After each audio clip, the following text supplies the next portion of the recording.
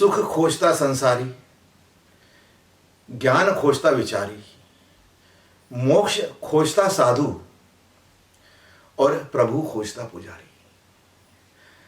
परमात्मीय उपहार हमारे साथ लगातार बने रहते हैं। 25 उपहार परमात्मा ने हमें दिए हैं और हमको क्षमता दी है कि हम चीज़ों को जाने, व्यक्तियों को जाने, परिस्थितियों को जाने, घटनाओं को जाने, और इसी शक्ति का उपयोग करके हम खुद को जान सकते हैं। पर कब? जब हम इन अस्तित्व के साथ अपनी एक लय बना लें, जब इन अस्तित्व को भूले नहीं। हम व्यक्तिगत तो हैं, हम व्यक्ति हैं, लेकिन हम अस्तित्वगत भी है, इस बात को हम अक्सर भूले जाते हैं। और इसके वजह से क्या होता है, हम व्यक्तियों के साथ तो तालमेल बना लेते हैं पर समष्टि के साथ तालमेल नहीं बना पाते। इसलिए याद रख समष्टि कभी न होगा कष्टी, जीवन तेरा तुझमें जैसी तेरी दृष्टि।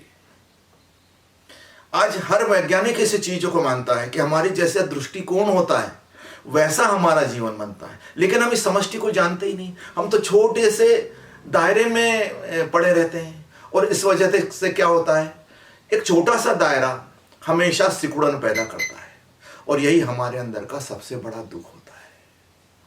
तो दुख है क्या है? दुख है सिकुड़न, पीड़ा की दुर्गंध।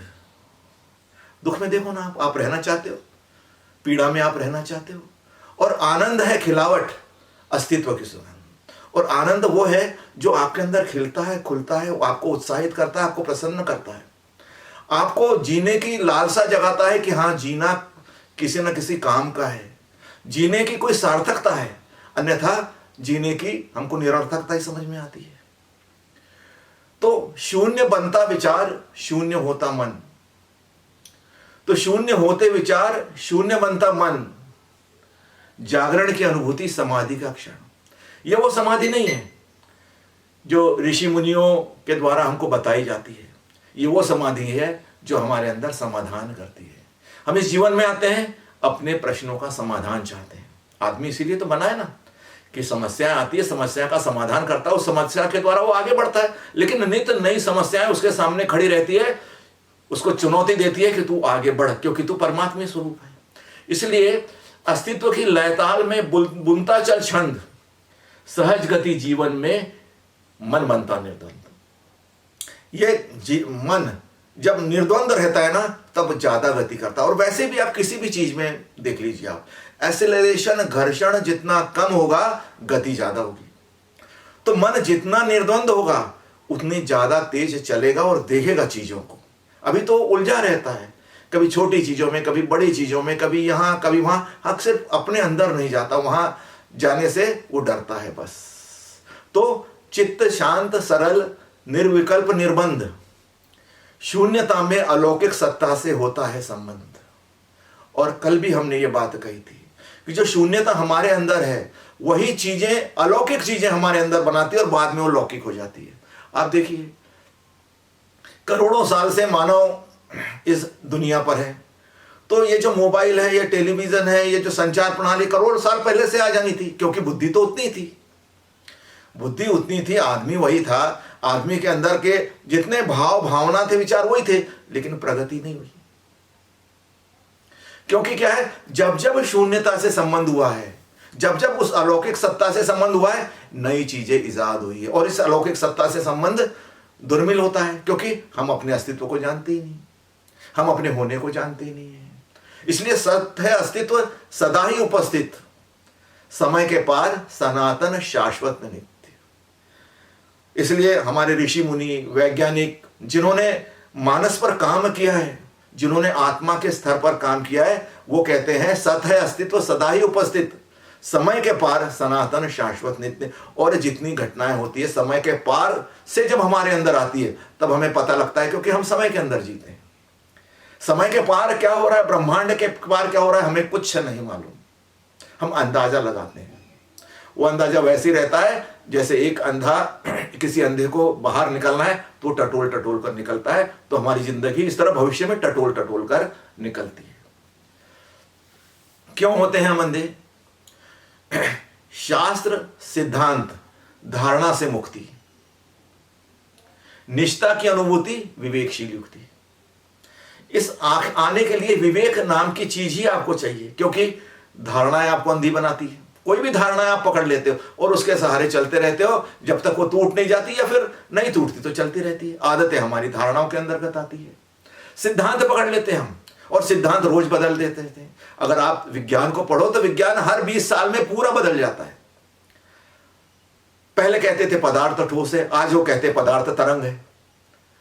और कभी कभी कहते पदार्थ तरंग तो है, ठोस भी है, द्रव भी है। एक साथ तीनों चीज क्वांटम में अगर आप जाएं तो आपको पता लगता है कि वैज्ञानिक तो आगे बढ़ने लगा था, वो किसी धारणाओं में नहीं फंसता। वैज्ञानिक का अर्थ ये है, देखा, पाया, समझा, आज के समय इस समय इसको ऐसा पाया, आगे ये कुछ और भी हो सकता है।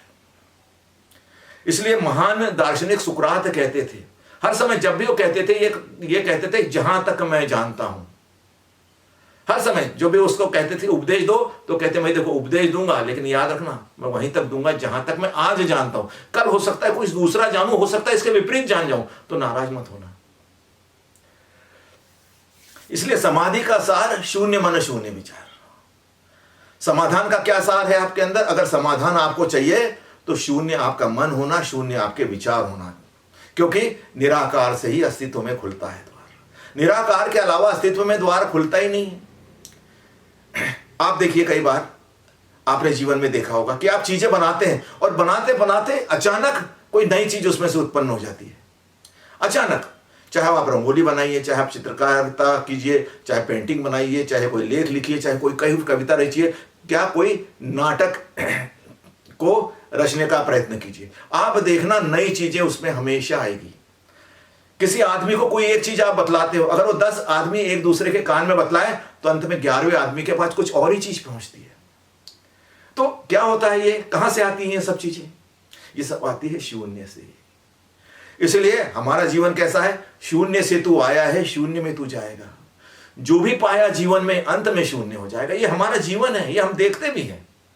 इसलिए हमने पहले क्या होता, सुख खोजता संसारी, संसारी सुख खोजता है, उसे कभी नहीं मिल पाता। ज्ञान खोजता विचारी, ज्ञान खोजते खोजते मर जाता है, ज्ञान कंप्लीट ही नहीं होता। ज्ञान इतना बड़ा सागर है। और मोक्ष खोजता साधु, साधु एक तीसरी चीज खोजने लगता है कि इन चीजों से मैं बाहर कैसे जाऊं, नहीं जा पाता। और प्रभु खोजता पुजारी, बाकी के लोग ऐसे शक्ति को ढूंढते रहते हैं, फिर उसको मूर्ति में स्थापित कर लेते हैं, वो तो ध्यान में स्थापित कर लेते हैं, उसको ज्ञान में स्थापित कर लेते हैं, लेकिन ढूंढते हैं वो प्रभु को, चाहे वो आकार में हो चाहे निर्विकार। इसलिए हम क्या कहते हैं, विचार को छोड़ हो जा निर्विचार, विचार को छोड़ हो जा निर्विचार, निर्विचार स्थिति में ही खुलता है द्वार।